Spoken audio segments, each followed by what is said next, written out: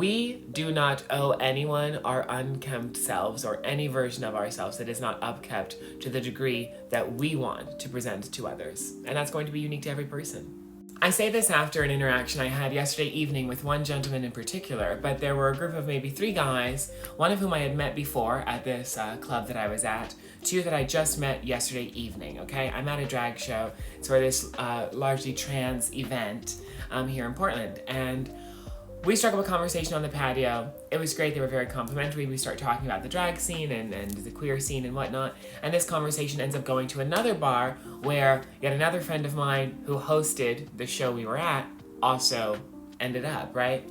So we're there at the bar. I have my margarita and we're talking.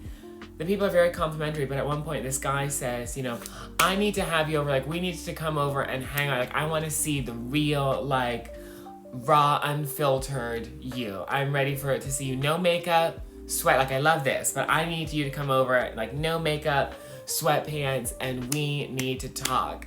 And I guess I suppose I understand what someone could mean by that, but I sort of jokingly said, you know, I was like, well, that might happen, but what's not going to happen is you're not going to see me without makeup, and I'm definitely not going to come over in sweatpants. Why not? I don't own sweatpants, and also I'm going to show up how I want to show up, and that's probably going to involve some lip gloss and mascara. Well, no, but like, I want to see the real, and I kind of cut him off at this point, and I just said, why do I owe you that? And he kind of got taken back, and his friend was standing next to me, the other guy that was there, and I saw him nod, and I was like, I'm not trying to be rude, but why do I owe you that? I just met you. Why do I owe you seeing me without makeup? That's a very odd thing to say to a stranger, even if in a complimentary way. Well, baby, I'm old school, he says, and like, you know, that I'm just saying, like, I want to get to know you. And I said, the way that I function and the way that I would argue most people function is from the outside in, from the top down. So as you get to know people over time, you gain access to see more and more aspects of them and their persona. And this person sort of disagreed with me and shook their head and went, no, I operate the other way.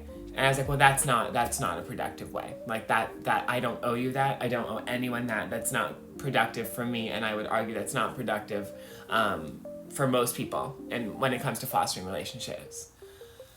This person ended up getting up and storming out of the bar. Their friend turned to me and was like, you were right, they're just drunk. And I don't mind it, but I don't owe you that. Why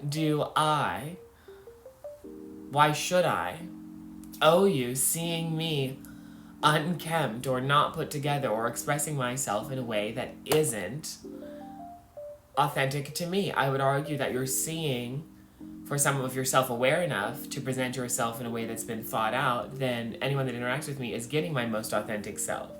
My most authentic self is something that's been meticulously planned and curated to ensure that you are experiencing me in a way that aligns with my self-perception and in the way that I choose to present.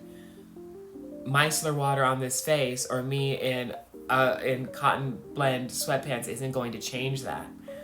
And asking that of a stranger is very interesting. So I'm just here to let you know, even if you like someone, even if you're enamored by someone and you want to get to know them,